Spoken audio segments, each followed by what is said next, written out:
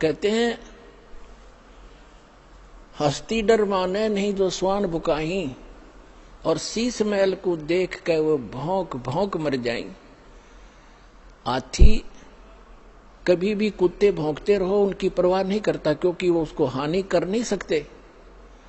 और जो कुत्ते होते हैं वो अपने दोस्त अपने जैसा ही, शीशे के महल में कहीं शीशे का महल बना हो, वो उस दर्पण के अंदर, उस शीशे के अंदर अपनी शकल देखकर सामने वाले को एक दुष्ट विरोधी मानकर वो कुत्ता अपनी ही परछाई सामने जो तस्वीर दर्पण में दिखती है उसकी तरफ भागता है भौं भौं करके कि तुझे मार डालूंगा, तू गंदा कैसे आ गया यहाँ पर।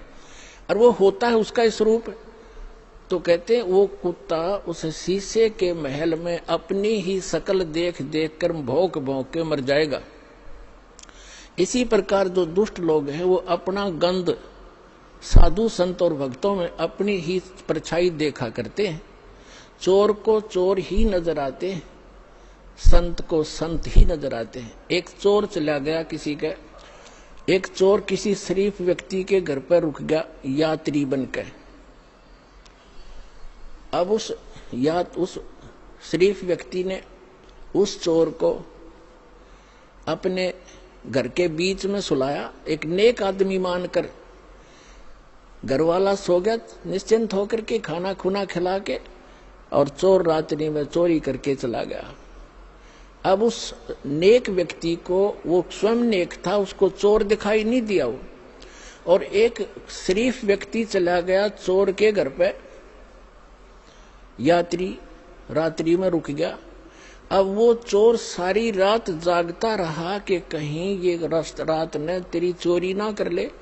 और वो शरीफ आदमी खा कर खाना सामने सोया था और सुबह आराम से उठा, और चोर सारी रात जागता रहा कहीं ये रात ने चोरी ना कर ले जा, क्योंकि उस शरीफ व्यक्ति में वो दुष्ट चोर अपनी ही परछाई देख रहा था, अपना ही दोष देख रहा था। तो इसी प्रकार दोस्त हम इस दास का विरोध कर रहे हैं, और उस दास पर जो ऐसे आरोप गंदे लगाए झूठे, वो स्वयं ही ऐसे थे। और पुण्यात्माओं, आप देख रहे हो क्रोथा आश्रम सरकार के पास रहा 7 वर्ष, उसको लुटवा दिया, करोड़ों की संपत्ति भक्तों के दान का नाश करवा दिया, सारा लुटवा दिया। और आज परमात्मा ने हमें क्या दे रखा है। और जो ऐसा बताते हैं, सुनने में आ रहा है कि जो उस परमात्मा के सच्चे स्थल से कोई सामान उठा कर ले गया था, उनका सर्वनाश होने जा रहा है। एक ने बताया कि एक हमारे गांव में उठा कर ले गया था पुलिस वाला, तो उसके पुत्र का विवाह हुआ। वो लड़की ने आकर देखा कि तुम ये चोरी का सामान एक संत के दरबार का उठाकर लाए हो। वो लड़की उनको तलाक दे दिया कि मैं तुम्हारे जैसे दुष्टों के घर पर नहीं आऊंगी। 2 महीने के बाद उसका अपना पुत्र विष खाकर मर गया, इकलौता पुत्र था, उसका सर्वनाश हुआ।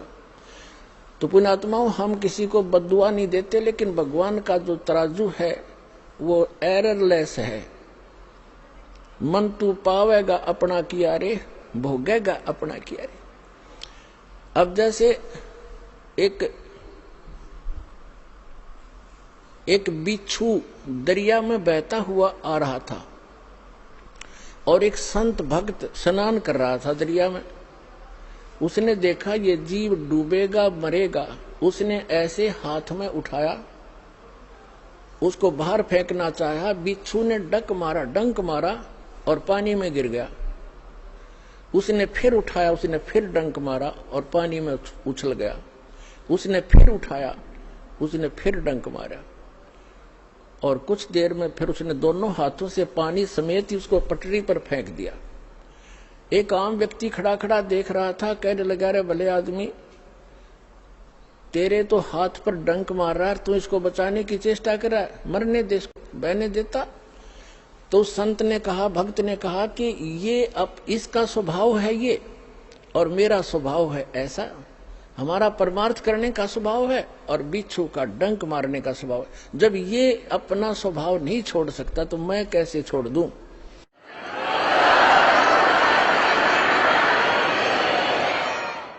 तो पुण्यात्माओं, जो दुष्ट लोग हैं वो तो बिच्छू हैं, वो तो डंक मारते रहेंगे, लेकिन आप संत भी हो।